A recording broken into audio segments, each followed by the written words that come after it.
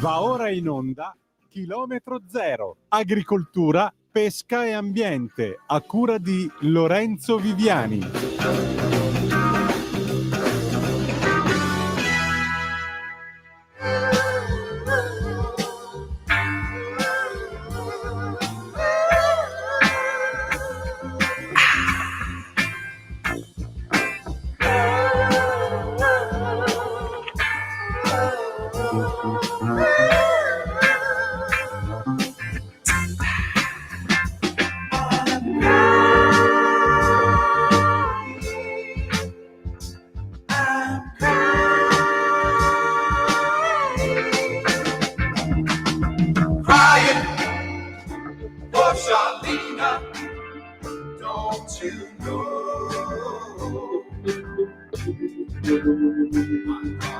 All my baby's friends and ask them where she done went. But nobody around here seems to know where my Charlene's been. Where my Charlene's been.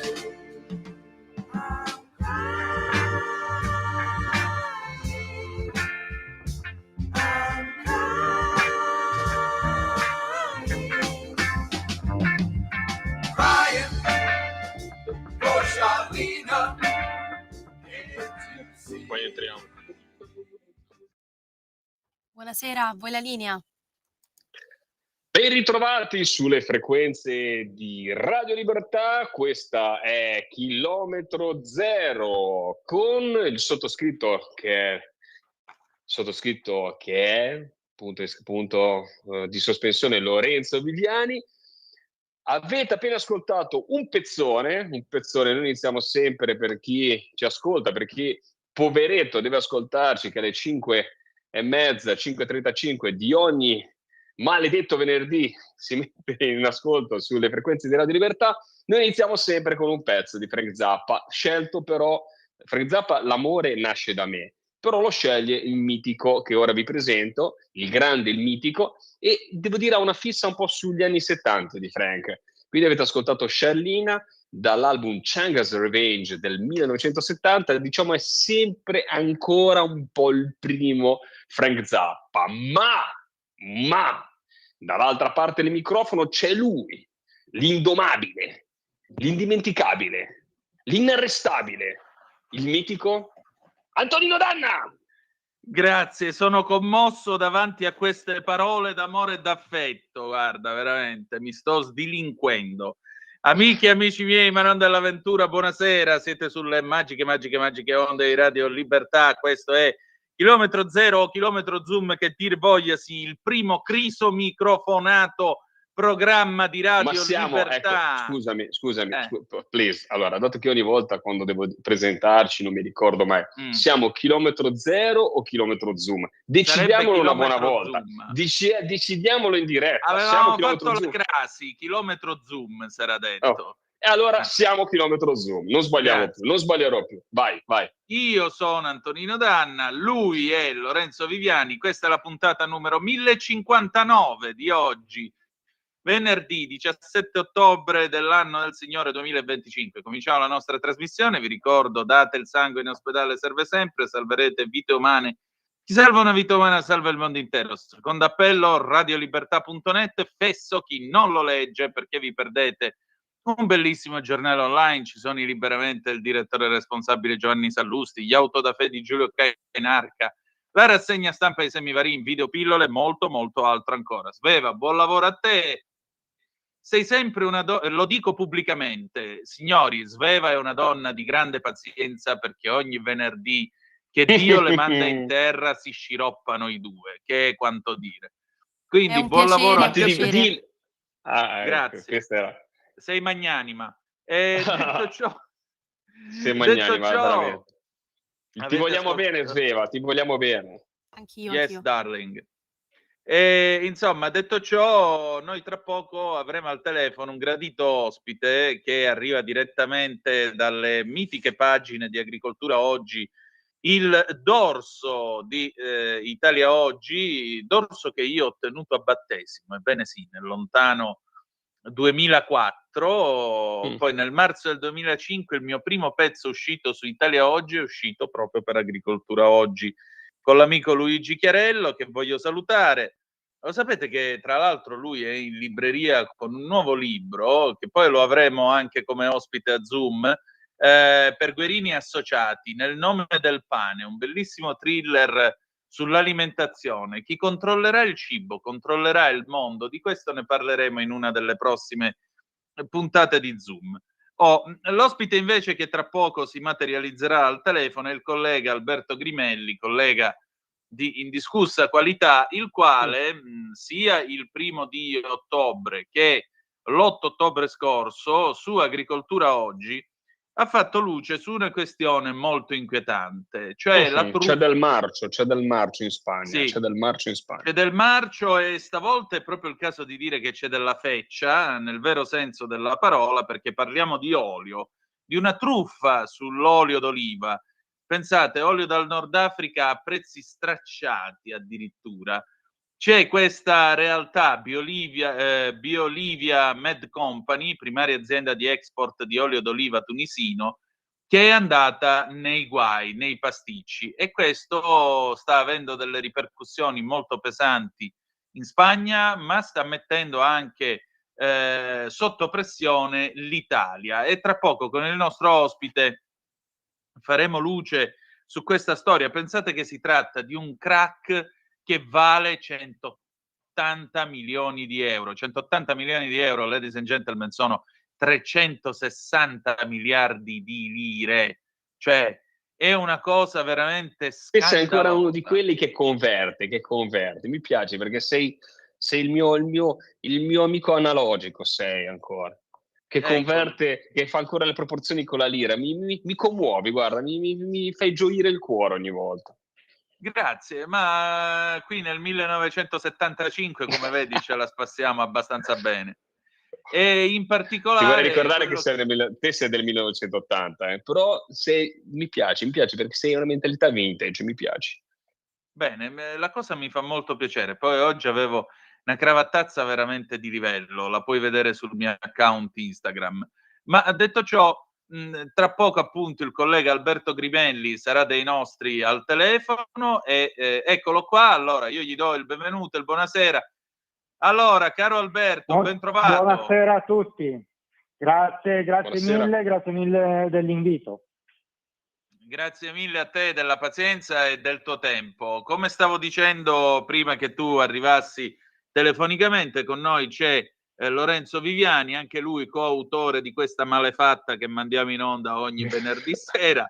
Non Ma ti dipingere detto ciò, così negativo, però, davanti a no, un professionista. no, adesso parliamo invece di una malefatta che vale 180 milioni di Bravo. euro, pari a 360 miliardi del vecchio conio, di cui è scritto su Italia Oggi, precisamente sul dorso Agricoltura Oggi dell'amico Luigi Chiarello, il 1° e l'8 ottobre scorso.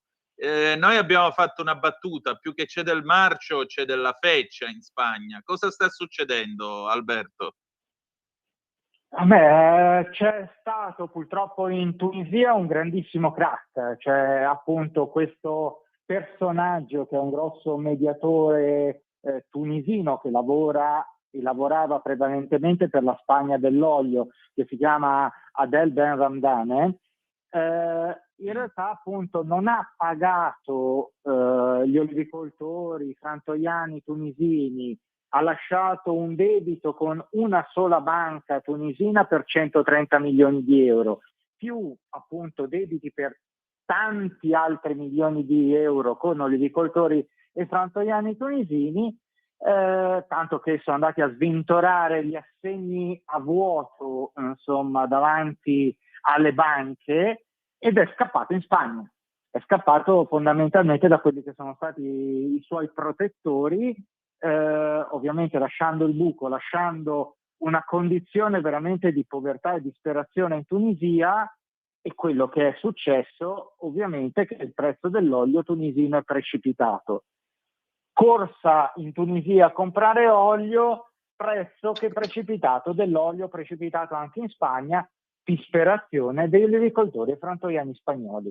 Questa è la situazione, la fotografia fino a ieri. Quello che può Cioè, in effetto avvenire domino. domani è che questo è uno scenario non piacevole. Quello che può avvenire domani che potrebbe interessare anche l'Italia, insomma, questo brutto scenario. Ecco, appunto, a noi che cosa può Quindi, succedere?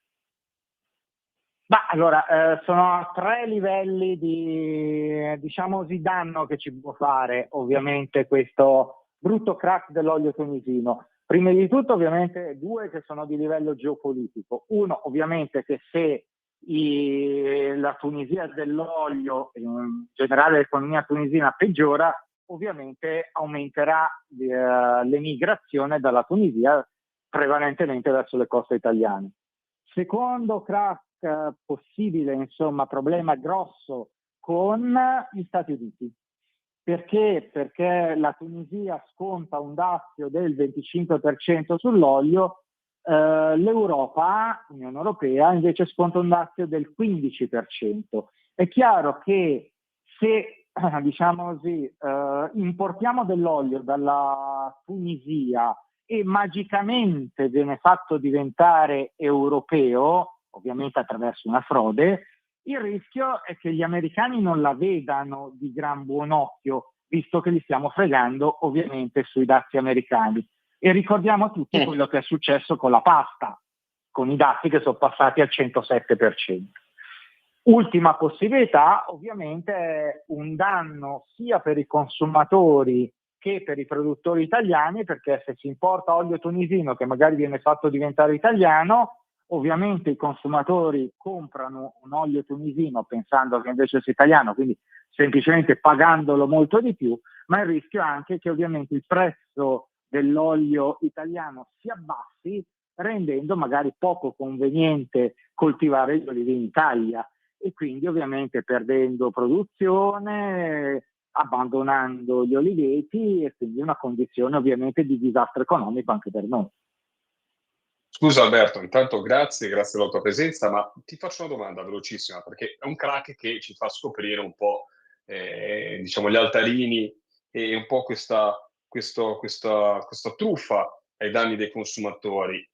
Tra parentesi, con un settore dell'olio che in Italia, insomma, dovrebbe anche essere organizzato per cercare un po' abbiamo il problema della xylella anche in Puglia, tante dinamiche che andrebbero analizzate, ma in tutto questo il COI, cioè l'organismo che poi dovrebbe essere ma anche un po' sorvegliare, il Consiglio oleicolo, scusatemi la parola, oleicolo internazionale, come si pone? Cioè com'è la situazione? Come verrà affrontata? Cioè anche da un organismo che dovrebbe comunque sia, insomma, sorvegliare, capire, no? Come... Appunto, il Consiglio Oleicolo Internazionale, innanzitutto bisogna ricordare un piccolo particolare non insignificante, ha sede a Madrid. E è un organismo comunque internazionale sotto l'egida dell'ONU, ma che comunque non si occupa né di effettuare veri e propri controlli, ma si occupa semplicemente della legislazione e di, come dire, dare un occhio al mercato. È chiaro che, diciamo così, su spinta italiana, l'Italia ha il vicepresidente del comitato consultivo del COI, che si chiama Gennaro Sicolo, e Gennaro Sicolo ha chiesto che in una prossima riunione si affronti il problema, perché ovviamente un crack del genere, che tanto per dare una dimensione, perché uno pensa vabbè, ma ce ne saranno stati altri così, sì, l'ultimo che si ricordi è del 2009, quindi comunque è un crack di dimensioni storiche e guarda caso un'altra volta è stato in Spagna, il penultimo crack, insomma. Quindi il tema ovviamente è il COI, che cosa può fare? Il COI può semplicemente, come dire, fare un'azione di moral suasion, e di quella ovviamente speriamo che ci sia, perché soprattutto, diciamo così, i big dell'olio spagnoli, che sono fondamentalmente 5, quindi sono 5 grandi aziende che controllano il mercato dell'olio in Spagna, speriamo che, come dire, sentano la pressione, comunque magari evitino di fare a loro volta pressione sugli agricoltori frantoiani per aumentare i propri profitti. Antonino. Ecco, a maggior ragione, diciamo così, l'Italia che misure può prendere per cercare di difendersi da tutto questo? Allora, l'Italia può sicuramente difendersi, lo ha già fatto, aumentando i propri controlli alle frontiere. Perché appunto una delle, diciamo così, inchieste e dei dati che sono emersi durante il lavoro di scavo, che è stato complesso, e sono state proprio le rotte che prende l'olio tunisino per diventare europeo, e si scopre, e ho scoperto così, che in realtà sono prevalentemente tre. La prima passa dal Marocco, che ha ovviamente poi agevolazioni nei contatti con la Spagna, e quindi voglio dire poi arriva in Spagna e diventa spagnolo. Oppure l'altro è su una rotta da Tunisia a Barcellona, e notare bene appunto chi ha effettuato questo crack dell'olio, voglio dire, guarda caso si è trasferito a Barcellona, ma sono i casi, non sto insinuando niente, sono solo coincidenze. Da Barcellona l'olio diventa ovviamente spagnolo e poi viene trasferito al porto di Civitavecchia. Un altro ovviamente rotta è dalla Tunisia all'Albania, alla Grecia, lì diventa greco e poi arriva al porto di Bari. Il problema ovviamente per i controllori e il sistema di controllo italiano è quando entrano le cisterne, quindi diciamo di camion, no? Cisterna di olio già comunitario. Siamo in un mercato unico e purtroppo ovviamente a questo punto queste cisterne sono più difficilmente confermabili, controllabili, e quindi ovviamente i rischi aumentano, molto meno ovviamente quando l'importazione arriva direttamente dalla Tunisia.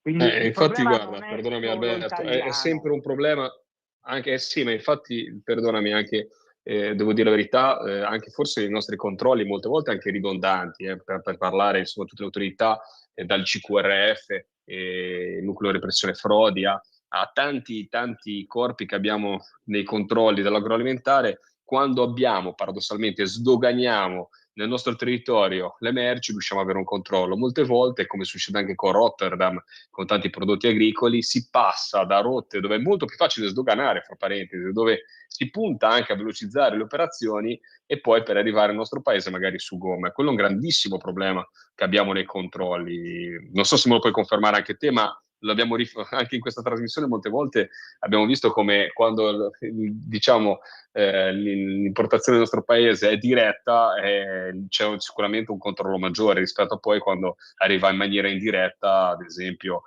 come dicevamo anche attraverso il traffico su gomma. Assolutamente sì, lo confermo, e infatti diciamo, l'inchiesta di Agricoltura Oggi, Italia Oggi, ha fatto anche partire un'interrogazione al Parlamento europeo firmata dall'onorevole Cavedagna, appunto, che chiede alla Commissione europea come intenda mettere su un sistema di controlli per prevenire le frodi sull'origine.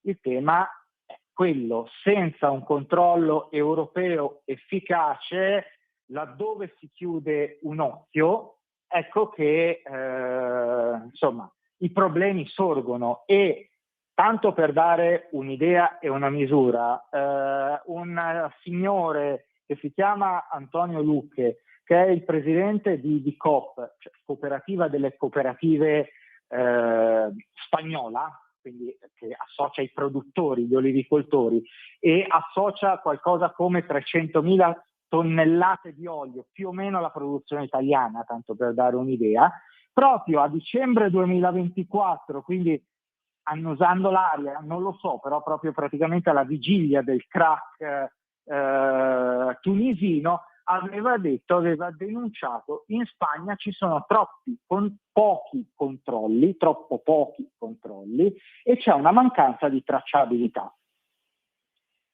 Se lo dice lui, francamente, che lo vive quel mercato, io ovviamente qualche dubbio mi può venire più facilmente.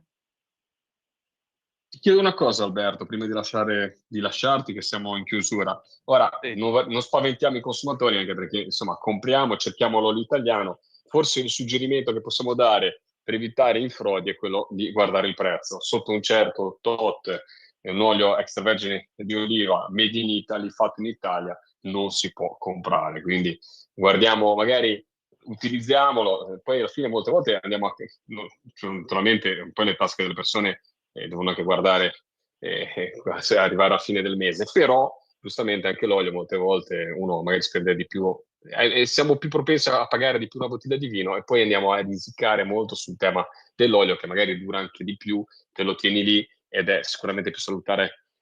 Quindi penso che la difesa adesso sia controllare il prezzo soprattutto, viene da dire. Sì, secondo me 2 livelli di difesa, per chi o ha una maggiore possibilità di spesa oppure vuole anche, io dico, giocare un po' di più con i diversi sapori degli oli italiani, esistono le DOP IGP e quindi i prodotti a marchio DOP IGP, ce ne sono tantissimi ovviamente in Italia, Toscana, Sicilia, Puglia e così via. In questo caso si ha la certezza dell'origine, c'è un disciplinare di produzione, ci sono controlli più serrati e così via. È chiaro che sono prodotti un po' più costosi. Dopodiché, invece, ovviamente, quando si tratta di acquistare l'olio 100% italiano, o ovviamente il prezzo, perché quando ovviamente scendiamo in questa annata, insomma, ultima annata, ovviamente, sotto prezzi di 9-10 euro al litro, qualche pensierino ce lo dobbiamo fare, oppure sempre di più sui nostri scaffali compaiono anche bottiglie che hanno un QR code e la tracciabilità tramite blockchain. Grazie al cielo, da questo punto di vista la tecnologia ci aiuta, inquadriamo il QR code, vediamo da dove viene l'olio e magari possiamo essere più anche sicuri e tranquilli nell'acquistare quella bottiglia. Benissimo. Allora, grazie al nostro Alberto Grimelli, buon lavoro e ci ritroviamo presto. Grazie a voi, è stato un piacere. Grazie a te. E adesso liberamente, liberamente col direttore responsabile Giovanni Sallusti. L'hai voluto dire te. Proprio, bravo. Volevo dirlo io. A dopo. E dillo tu. Dopo. No, non lo dico più. Ciao. Ecco, ciao. Avete ascoltato Chilometro Zero.